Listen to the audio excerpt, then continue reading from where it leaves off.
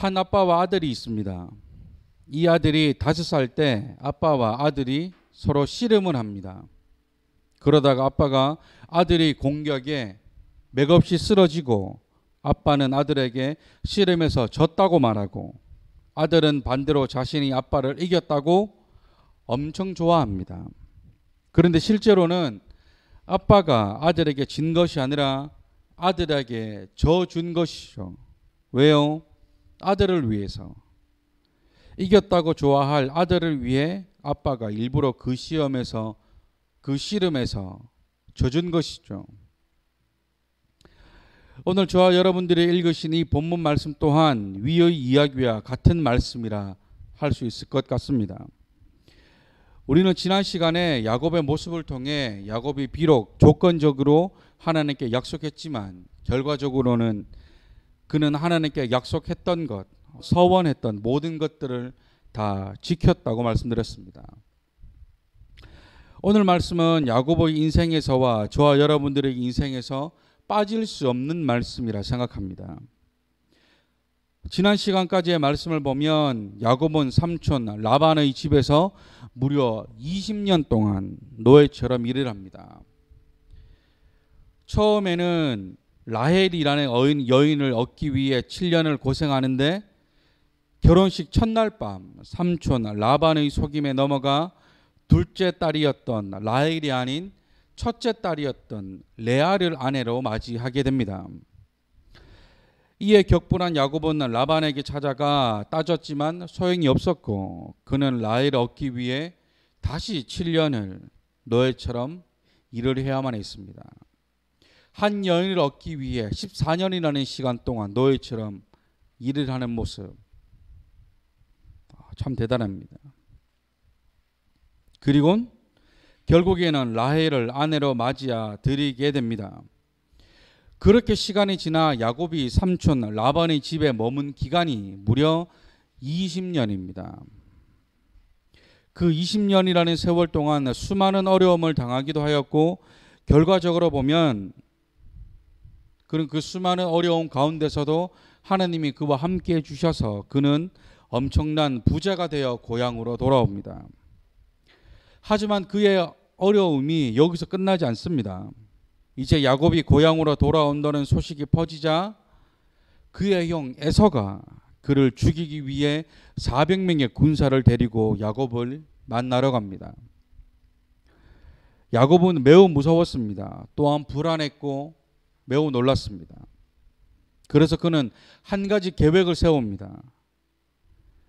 그가 세운 계획은 형 에서의 공격에서 살아남는 것이었습니다. 그래서 그가 택한 방법은 무리를 둘로 나누어 형 에서에게 가는 것이었습니다. 이렇게 한 이유는 첫 번째 보낸 무리가 공격당하면 자기 두 번째 무리에 속해 있는 자기가 빨리 도망가기 위해서입니다. 그의 계획을 좀 더 자세히 살펴보면 먼저 창세기 32장 7절과 8절 말씀에 야곱이 심히 두렵고 답답하여 자기와 함께한 동행자와 양과 소와 낙타를 두 떼로 나눕니다. 다시 말해 두 무리로 나누었다는 것이죠. 그리고 첫 번째 무리에는 에서의 마음을 풀어줄 엄청난 양의 예물과 종들을 둡니다. 그리고 그 다음 두 번째 무리에 여종과 자식들, 그리고 첫째 아내 레아와 그의 자식들, 그리고 둘째 아내인 라헬과 요셉을 두고 자신은 맨 마지막에 서서 갑니다. 그는 나름대로 완벽한 계획을 세웠던 것 같습니다. 앞에서도 말씀드렸던 것처럼 첫 번째 무리가 공격을 받았다면 자신을 포함한 두 번째 무리는 도망을 가야 하겠다라는 계획이었죠. 하지만 그는 여전히 불안했고 무서웠습니다. 그렇게 준비하고 야곱은 형 에서를 위한 선물들을 먼저 보낸 후 종들과 아내, 자식들을 강 건너로 보내고 자신 혼자만 야복 강가에 남습니다. 그런데 혼자 남아있는 야복 강가에서 그는 놀라운 체험을 합니다. 그것은 밤새도록 사람이라 표현되어 있는 이와 씨름을 벌이는 것이죠. 창세기 32장 24절 말씀입니다. 야곱이 홀로 남았더니 어떤 사람이 날이 새도록 야곱과 씨름하다가. 아멘. 하지만 우리는 알고 있습니다. 여기서 말씀하고 있는 이 어떤 사람은 우리와 같은 사람을 가리키는 것이 아니라 하나님입니다. 그렇다고 한다면 이 씨름과도 같은 이 싸움은 단순히 어떤 사람과의 싸움이 아니라 하나님과의 싸움입니다. 어쩌면 그 싸움은 평생 사기꾼처럼 살아온 자기 자신과의 싸움이었을지도 모릅니다. 지금까지는 비겁하고 괴로워하는 자기 자신과의 싸움이었을지 모른다는 것이죠. 그가 살아온 나를 후회하고 하나님께 돌아서는 그런 회개의 싸움이었다는 것입니다. 그 씨름과도 같은 싸움을 한 결과 25절 말씀입니다. 자기가 야곱을 이기지 못함을 보고 그가 야곱의 허벅지 관절을 치매 야곱의 허벅지 관절이 그 사람과 씨름할 때에 어긋났더라. 아멘. 허벅지 관절을 치자 허벅지 관절을 어긋나게 할 정도인 사람이 싸움에서 졌을 리가 없습니다. 처음 말씀드렸던 것처럼 져준 것이죠. 하나님이 야곱에게 져준 것입니다. 이 일이 있고 난 뒤 야곱은 철저하게 약해집니다. 이제는 그가 평생을 지팡이에 의지하며 살아가야만 하게 된 것이죠. 인간적으로 봤을 때는 안타깝고 측은한 마음이 들기도 합니다. 하지만 야곱의 입장에서나 하나님의 관점에서 본다면 그는 이 일이 있고 난 뒤에 완전한 새 사람으로 거듭나게 됩니다. 완전한 절망과 약함에 이른 야곱이 이제는 하나님 앞에 자신을 낮추고 하나님만 의지하는 자로 변하게 되었다라는 것입니다. 오늘 말씀의 제목에서처럼 그는 낮은 곳에서 그의 인생을 다시 출발하게 됩니다. 그러자 하나님께서는 그를 축복하시면서 이렇게 말씀하십니다. 우리 다 같이 한번 읽어볼까요? 창세기 32장 28절 말씀입니다. 우리 다 같이 읽습니다. 시작. 그가 이르되 내 이름을 다시는 야곱이라 부를 것이 아니요 이스라엘이라 부를 것이니 이는 내가 하나님과 및 사람들과 겨루어 이겼음이니라. 아멘. 앞에서도 말씀드렸듯이 이 싸움은 분명 하나님의 승리입니다. 그런데 야곱에게 하나님과 싸워서 이긴 자라고 말씀하신 이유는 그가 전적으로 하나님을 믿고 의지하는 자가 되었다라는 뜻입니다. 이 말씀은 이 시대를 살아가는 저와 여러분들에게도 동일한 말씀입니다. 이 땅을 살면서 진정한 승리는 하나님을 의지하는 것입니다. 하나님을 믿는 것이 진정한 승리라는 것이죠. 세상 앞에 승리하기를 원한다면 하나님 앞에 낮아지셔야 합니다. 내 교만으로 살아가는 삶이 아니라 하나님을 의지하고 믿는 믿음으로 살아가는 삶이 승리하는 삶이라는 것이죠.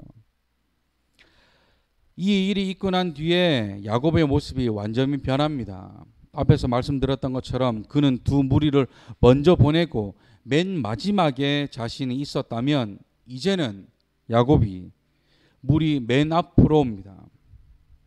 창세기 33장 3절 말씀입니다.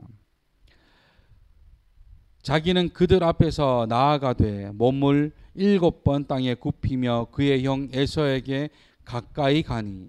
아멘. 그러자 놀라운 일이 일어납니다. 아시겠지만 형 에서는 야곱에게 장자권을 넘겨준 뒤로 평생을 야곱을 죽이겠다고 한 사람입니다. 평생을 야곱을 죽이기 위해 살았다고 해도 과언이 아닐 만큼 야곱에 대해서 집착했던 사람입니다. 하지만 33장 4절 말씀에서는 서로 울었다라고 말씀합니다. 반갑기도 하고 보고 싶기도 하고 말로 다 할 수 없는 감정들이 에서와 야곱에게 들었을 것입니다. 또한 에서는 처음에는 야곱의 예물조차 받지 않으려고까지 했습니다. 이것이 그냥 받기 싫어서 받지 않겠다기보다 그냥 왜 우리가 누군가 무엇을 선물 주면 처음에는 거절하는 거 있죠. 약간 그런 식의 거절입니다. 하지만 결국 강권하는 야곱의 부탁에 어쩔 수 없이 예물을 받았고 동생 야곱과 아름다운 화해를 합니다. 이 말씀은 사람의 힘으로 될 수 있는 일이 아닙니다. 조금 전까지만 하더라도 에서는 야곱을 죽이기 위해 400명의 군사까지 대동하고 야곱을 만나려고 가던 중이었습니다. 그런데 야곱을 보자마자 마음이 풀리고 그동안 속으로 가지고 있었던 응어리가 풀리고 미워했던 동생이 사랑스러워지는 역사는 전적으로 하나님의 역사입니다. 하나님의 은혜라는 것이죠. 정리하면 야곱 평생의 근심이자 고민이었고 걱정이었던 형 에서와의 관계가 결국에는 하나님과의 관계가 회복되자 해결되었다는 것입니다. 다시 말해 모든 문제의 해결은 하나님과의 관계에 있다는 것입니다. 우리가 살아가다 보면 수많은 문제를 맞이합니다. 그 가운데 대부분 문제는 하나님과의 관계가 멀어지면서 생기는 문제들이 많이 있다는 것이죠. 겉으로 보기에는 이해가 되지 않고 내가 일방적으로 당하는 것 같은 문제일지라도 그 속을 자세히 보면 결국 나와 하나님과의 관계가 문제였다라는 것입니다. 하나님과의 관계에 다른 것이 들어왔기 때문일 수도 있고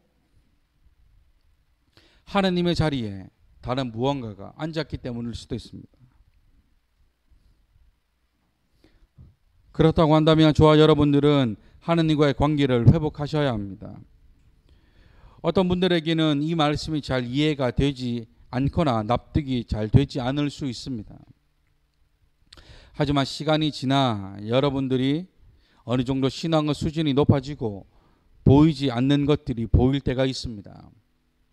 그때가 되면 지금 나에게 닥친 이 문제의 원인이 하느님과의 관계에서 시작된 것이라는 사실을 알게 되실 겁니다. 그렇기 때문에 우리는 항상 하느님과의 관계를 점검해 보아야 합니다.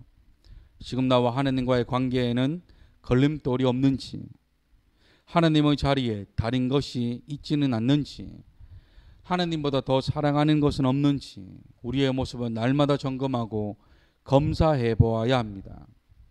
있다면 이 말씀이 우리에게 용기를 주는 말씀이 되었으면 좋겠습니다. 야곱이 야복 강가에서 하나님께 축복해 주지 않으면 보내주지 않겠다고 처절하게 매달렸던 이 마음의 간절함이 하나님과의 관계를 회복하기 위해 몸부림치는 우리의 모습이 되었으면 좋겠습니다. 하나님과의 관계가 회복됨으로 날마다 하나님과 동행하시는 저와 여러분들이 되시기를 주님의 이름으로 축원합니다.